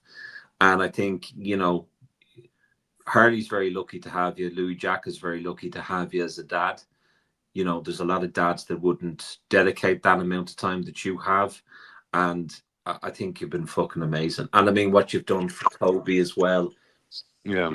You're just a standout fucking guy. And, you know, myself and Adam, we're more. See, the thing is, you know, it's like I'll never slag the club off. It's just it was just the parents, and that's what it is. And probably shouldn't be saying on it. Some parents, yeah, only a couple, but they ruin it for the rest of them. And it's like I give my job up for this. I give it up to look after Harley. I took this team on, not wanting to. I just come in as an assistant, ended up working my way up to head coach. The time and effort I put into it, and enough's enough. It's like for my own sanity, I need to walk away as like that has been built up, and I've just done a Klopp. I've built a team up. I've given them everything. Yeah, you really have. Yeah, I mean, you know, as I said, and I don't, you know, say this enough, Martin. But I think you both can put your head up high. I think the amount of effort that you put in, and I could fucking see it. And when you get a fucking community together like that, and it's very like the community that we're all building on AKM NFC, and some, you know, meeting Muscuzzi, meeting Doug, meeting, you know, Scott, like fucking amazing people. Yeah, amazing people. We've got Jen, we've got Spectre, we've got Kevin Stee, now Rough Justice, Jay Garrett, although, you know, I had a bit of a run in with him. Not much, Jay. At the end of the day, I can honestly turn around and say, do you know what? I tried and I succeeded, and that's enough for me. So I think you've done amazing. I think, you know, again, let's see how many sponsors they have after this. How long are we sponsoring for? 1 year? 2 years. 2 years. Okay. Yeah. Okay. That's amazing, actually. But wait until you see after the 2 years. You know, but maybe you might come back to it. Maybe something might change, and maybe maybe I just need a break away from it all and just because there's so much going on with, you know, I'm not going to go into personal stuff, but I need to focus mine from rugby to help in other areas. Perhaps keep Parley in the team and then maybe come back to it at a later stage. I don't think he wants to. He's checked out. He checked out a while ago. Well, if he has, then leave it with him, you know. But I would still, you know, keep your options open. I mean, it's a great thing to be involved in, you know, and there's some great kids, and of course you've got James as well, who's a top guy. It's like it's really crazy because I've had the whole weight. I've had, you know, up to 15 children's responsibility on me. You know, I've kept everything going. I've had people come to me doing this, that, and the other. You know, speaking how highly they thought of me, and it just the pressure is just constantly trying to keep everyone happy. And while I'm making everyone else happy, I'm not happy. Yeah, well, I mean, I think I've made that decision today, I was like, although mate, I feel sick as a dog. I really do. I've lost my little baby, you know, me club. I've had to, but I have to do that because it's the right time to go. I'm putting Martin's CV for replacement of Arne Slot. That's it. Someone else said that in a thing. I think I don't know. So look, let's get Yeah, off let's move on. that. Let's move on, because there could be an opportunity for you again to jump on and do again some fantastic work. And again, we'll fully support the team for the 2 years that we're sponsors. And it was a great privilege to go over and see the young lads, and it was fantastic to see that young kid Yeah, score his and all the first parents loved you. Well, look, I mean, I love them. I got so well with them, and they were great. And you were made so well. I I was told so you proud. I was so you'd be proud. made. You'd be made so welcome. Yeah, And but if it's just to the chat, guys. Martin introduced me. I was on the sideline, and Martin introduced me to all of the parents, and I felt like it was the fucking owner. I was shaking hands. Yes, my name. Honest to Jesus. And then a guy by the name of, or should I say his nickname? Fanny Boy. No, not Fanny Boy. The other. It begins with a G. Oh, Grandad. Grandad, yeah. So Grandad just called me sponsor because he didn't know me name. But I mean, that was actually I was buzzing after that, and I actually wore my jacket there the other day in work. They were like, "Jesus, what's that?" Oh yeah. But Sean W. Henry says, "Jake." All your other stuff will be here within the next couple of weeks. And and I mean, I'm really looking forward to seeing that as well. But I mean, it's just a pity, Martin. I wouldn't close the door straight on it. Tom Shauner says Ricky. So I'm just going to go down through some of the comments there, and we'll talk. We'll just finish off and talk about just a few things. Right, so, I am still here. I'm just putting it on mute because I need to nip the bog for the pee. Yeah, okay. We don't want to hear that though, do we? That's a lovely picture, guys, isn't it? That was Adam and Harley at Diego Jada's memorial. Jen, thank you, darling, for that. I much appreciated. Spectre, my son was at a fight. I was at the fight in the Spurs ground. Oh, really? Send me video. Correct answer says Martin, or Spectre to Martin.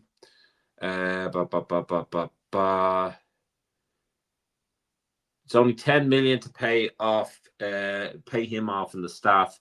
Yeah, and how much would it cost if we don't qualify for Europe? 100 million. So a lot riding on that. Spectre says, "Hey Martin, maybe Liverpool will be looking for a new head coach soon. Get your CV in already." Jen says, "Yeah, up Martin," says Jen. Kev. Martin says, "Is there any funding from council or community for the club?" I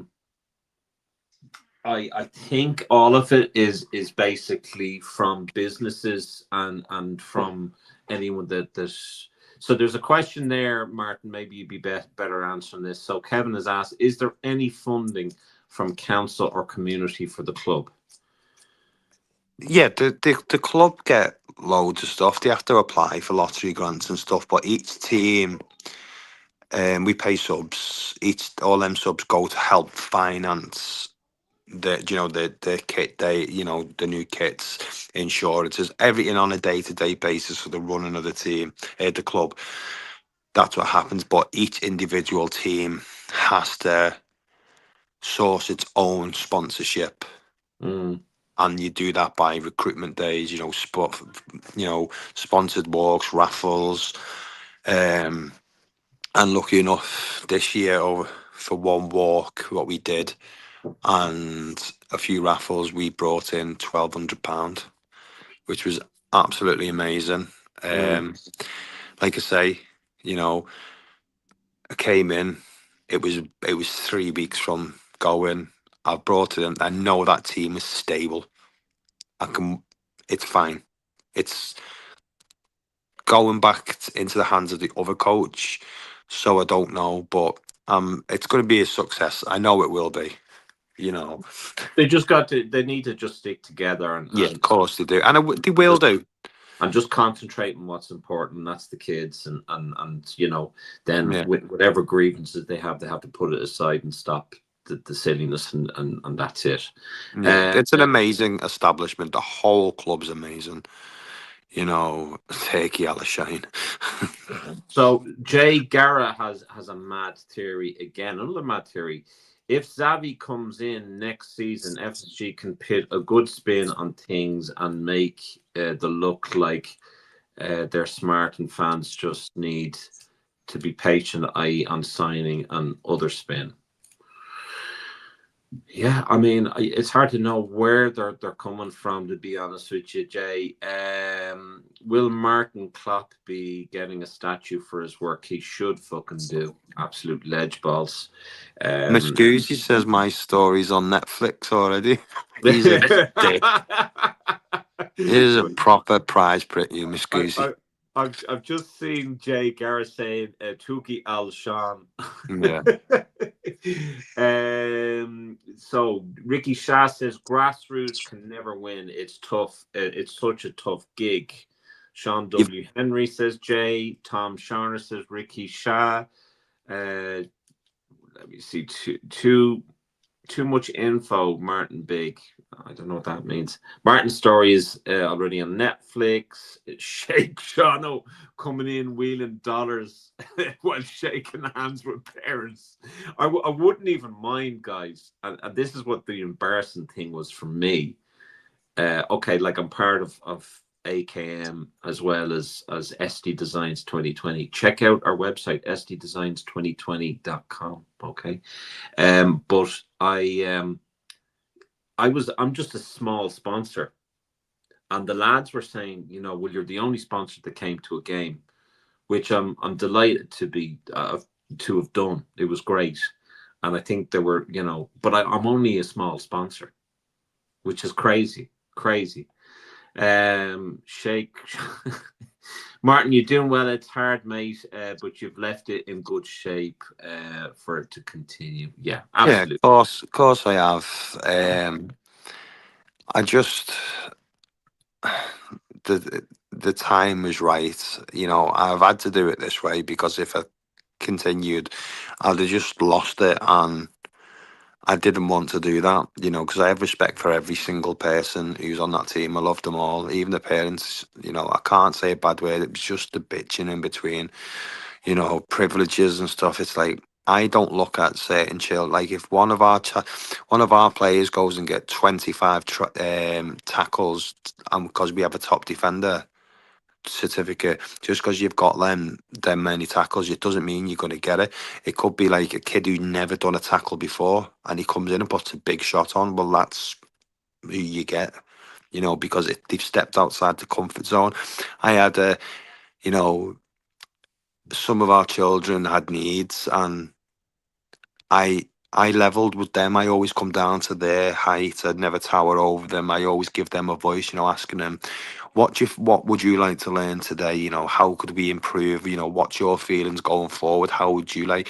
But just give every one of them a voice, and it was. I think that's important, and I think it leads to, and I mean, you know, again, it goes back to what I've been saying about the Republic of Ireland and grassroots and the FAI not you know, investing in that. So I think, you know, there's something to be learned from this, and especially the academy and the way Edwards has sold off a lot of academy players, and basically the Klopp era is gone. So Ricky Shah says the problem is we could win the Champions League, and unfortunately I think fans still wouldn't back him. You have to make tough decisions to win. If you don't believe him, shake hands and get Xavi Alonso. Spectre says at least Sean showed up supporting his team, unlike John Henry does for Liverpool. I can't believe they're fucking placing me in the same conversation with fucking John W. Henry. I would. I think they should be putting John Henry in the same conversation as you. Ah, bless you. Maybe Sean Leonard could maybe do some points of Martin and the club. Next prize for Sean. Oh, Sean Leonard Art. Sorry, I was wondering what you were saying. Sean Leonard Art. Well, Sean Leonard Art is our sponsor of AKM LFC and a fantastic sponsor of that. So be sure to check him out. Next prize for Sean Leonard Art should be Sean dressed up as a sheikh underneath the rugby post. Oh my god, I'd fucking love that if he fucking did that for me. Shano for FAI president. Do you know that one of the former FAI presidents was messaging me? He's a big Liverpool fan. He was messaging me about Liverpool stuff. So there you go. I'll say no more about that. So I wanted to just ask you, Martin, on your take on this. This came up. This was after 2012, after sacking Kenny Dalglish. John W. Henry came out and says, the FA Cup would not have made any difference had we won it. I think it was obvious to every Liverpool fan that something was wrong and something needed to be done. What is such a contrast in actually being close to winning something. And I mean, didn't he win the League Cup? Yeah. He won the League Cup, but the FA Cup wasn't enough. And there is the reigning, defending Premier League champions. They've had such a poor season that they're fighting for even top 5. And they seem to be backing him. Slot seems to me that he thinks that he's the full backing of the owners because they're already planning for the summer. So is this a fucking real danger that we could be seeing Slot come into the next season? See, this is where you can see that FSG don't understand the club. Because if they can do that to Kenny, a club legend, after winning something, you know, and they know how the fans are, you know, we sing King Kenny play all the time, right? And they have sacked with no if, buts, or maybes. Yeah, he may have only been an intern or whatever it was. And they've come in, he's won that. And yeah, and they've just gone, right, you're gone. And now we have, obviously, and I have to say this, we have a proven Premier League winning manager, because he has. Although he did it with Slot's team. And he hasn't got a Scooby Doo how the team is, how our city is for both, you know, Liverpool and Everton. You know, the city is football mad, but when they're backing a manager who hasn't got a clue about the club. He hasn't got a clue. He wants to disappear after the football session, go to Dubai or wherever it is. How can you not sack him? You've sacked a club legend for winning something. You're not going to sack a manager who knows nothing about the club just because he's got a Premier League title. I'm sorry, but didn't Kenny win a load of leagues? It just goes to show where the understanding is. Mm-hmm. They don't understand the legend, the legacy of Liverpool. They just understand the short-term money of what's happening now. Yeah, that's a good point. All right, Richard the Red, how are you? I think, you know, that's a very good point, but I'm very surprised that a lot of fans didn't pick up on the fact that John W. Henry, when we were up getting a runner-up medal in the FA Cup, that John W. Henry refused to shake Kenny Dalglish's hand. Just loyalty is not there, mate. Refused. There's no respect between FSG and the legacy of Liverpool Football Club. There's a lot of respect between FSG and money. Look, I mean, that's with all owners, so I get that. And again, like, I mean, they've done quite a lot of things that I'm certainly, you know, thankful for. That's grand. Sorry, Sean, can I just answer the question? You know what, yeah. Kev G, just, you know, Martin, Sean, what do you think the FSG end game is with LFC? I think they're going to screw us over. They will sell it when they're ready to sell it. You know, they're gonna prioritize as much sponsorship as they come just suck out as much money as the club as they can, and say, well, at least we won you the Premier League, we built you 2 new stands. But they're not there. I think they're there for money. I do think that you know, since they've pulled out of the Pittsburgh Penguins, that sounds really, really bad. It sounds like they're into bestiality there. They pulled out of the Pittsburgh Penguins. They've sold them off, and then they've decided not to do the multi-club thing. So I'm just going on a hunch. I feel that it's possible that the end may be coming for FSG and Liverpool Football Club, and that could also be you know, the decision could be very much made on the backs of the new rules that are coming in that are allowing Man City get away with 3/4 of what they're getting away with, and the fact that this court case is ongoing where other clubs are being attacked. And I think FSG know that money needs to be spent this summer. Unfortunately, again, knows that there's a rebuild this summer, and we're in a predicament that we need a rebuild because there is a potential mass exodus in the club. And if they don't recognize, well, right, there are other clubs that have not been in the Champions League or have been not competing in the Champions League, but they have invested the money to be sure that we do, or they do qualify for the Champions League next season or the coming season. And how they've done that is they've given the tools of the head coach, you know, the players that he needs and the player that he wants. Now, we're going to put this on the fucking long finger if we don't qualify for Europe. Never mind the Champions League, qualify for fucking Europe. So the 10 million that that would be needed to buy out the contract of if that's what it is, Slot and the staff, that decision should have made a long time ago. It should be made now. And I think we possibly, if we get kicked out of the Champions League tomorrow, I think a decision will be made by Friday. Yeah, I want to answer Spectre's question there because it's not entirely true, and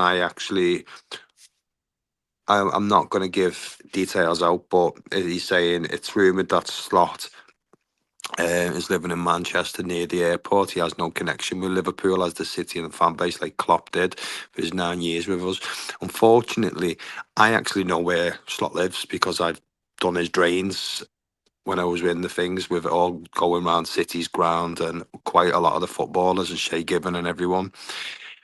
The thing is that Slot is actually in Klopp's old house, which is not in Liverpool. It's more in between. But I can understand what he's saying about the fan base with Klopp did for 9 years. But yeah, he doesn't actually live in Manchester. He doesn't actually live in Liverpool. So unfortunately, that is only a rumour. But I do think that there are some players that are out of Liverpool that are living out of Liverpool. Or yeah, living there's Liverpool. There was where I was. We had Ryan Gravenberch, Cody Gakpo, and Jordan Henderson all in a crossroads from each other in the area, and I think it was a few hundred yards down. I think we had it was Scott McTominay, and we also had, he doesn't live there no more. It was Bruno Fernandes as well. They all live in the same area, you know. And I know that for a fact because being one of the trusted things, we had contracts with them all. You know. I just want to put something past you, right? So based on the score at the moment, Man City are in third, right? Goal difference 11, 55 points. Villa are with 32 games played, 55 points, right? Liverpool 32 points, 52. It's quite possible that if United lose another game, Villa lose another game, we could end up in fucking third. It's I don't think we can go any. I don't think we'll go any higher than fifth, and it's a shame, because you got them fucking City rats fucking laughing at us now. But well, to be honest with you, they're mainly laughing at Arsenal or at Arsenal bottling it, and I think they could fucking bottle it, which is frightening when you think of it. I just want to go over and we'll let me see. some of the comments that people are saying there about areas is correct, but obviously I just want to United getting beat 2-0. it's amazing. I love the fact that they're getting beaten because they've been talking a lot of shit lately. Who are they playing? They're playing Leeds. Go to Leeds. I'm Leeds for it. So I want to just go over do you remember we did the last 11? Oh yeah. So for the Fulham game, Adam had us winning. That was just because he knew inside information in. Of course. I had us drawing against Fulham. I had us drawing, didn't I? And you had us drawing as well. Now, when you hear this, Everton, Liverpool, what do you think Martin had down for that? Do you want me to say it, or are you asking them? Well, I do you know what? I'll say it. You had us down as losing in the Hickory Dickory Dock, right? I had us drawing, but I have a really horrible feeling about it. I'm not confident in that draw. And Adam had us drawn. So that's I think you are probably closest in your prediction than both. I feel the way Everton are at the moment, and they're not that many points behind us, and I think they're going to want to win that first derby at that ground, and they've got more of a bounce about them at the moment. And what better way can they ruin our season by destroying us? Oh yeah, they'll release a DVD because that's the only thing. So United have they lost? Is it over? No, it's only half time. Someone said they lost. It's 2-0 to Leeds. I know my girl would be pretty happy with that. Emma Louise Jones. Hello, sweetheart. How many have you got? What? How many have you got? Spectre thinks that he says there's more chance of something than Sean scoring a lady. Well, yeah, he's got probably right on that. No, he doesn't. Raji says, why do you have a photo of yourself in the background? Because that was a lovely day, Raji, where Martin and myself went out and brought Harley to his first game in Anfield. So it was his first experience. So that's why. Raji, you're not watching the United game. Raji's a United fan. How are you doing, buddy? Spectre says Arsenal are the true bottle jobs. Richard the Red says Leeds, Martin. I'll say it again. Playoff games for 5th place for us. Yeah. Jay Garrett says some big houses down there. I surveyed Kev, and they take fucking ages. Steve says Leeds battered them in the first half, and United got booed off at half time. Do you know what absolutely shocks me? That Arsenal are, they're on top of the table, and after the last game, they got booed. Like, get a grip, lads. You're ahead. You're ahead in the table, right? And it's yours to lose. So what the feck are you doing, lads? Come on now. I tell you that I was watching that league on a mate. He needs to put a pipe in his mouth and smoke it because he's just stupid. He's just, honest to God, I was watching something about he was saying every London team is gonna bend over backwards and get beat by City and all that. But if and then he was another one going, well, Bournemouth aren't London. Southampton weren't London. The City aren't London, you know. So, uh, So I'm just going to say hello to Abdul, J. Garrett. They live in Birkdale. I don't know a few people live in Birkdale. They're going to be freaking loud. Spectre says, you know I'm right, Shano. Even Martin knows the score. Well, he doesn't really. Goal difference we need over United. Absolutely. Adam has come on and he says, are you two nearly done? yeah, I'm done anyway. I'm so emotional as a club like a Adam, Sean still on the introduction, says Steve.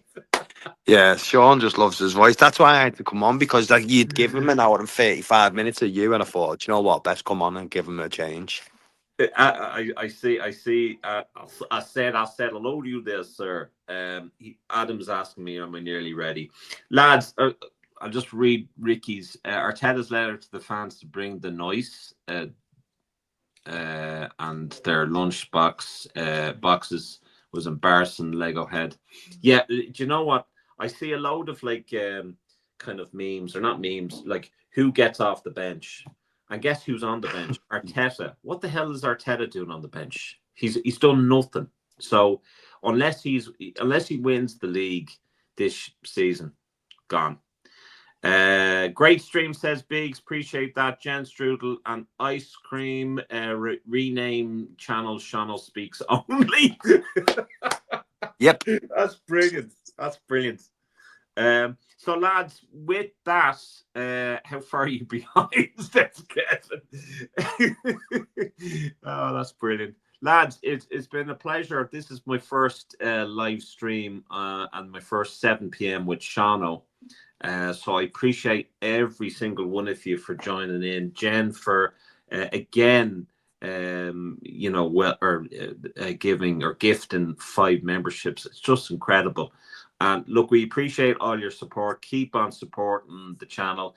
Keep on getting people onto the channel. Those who are tired of the norm, those who want to have an opinion. STM Sean talks more.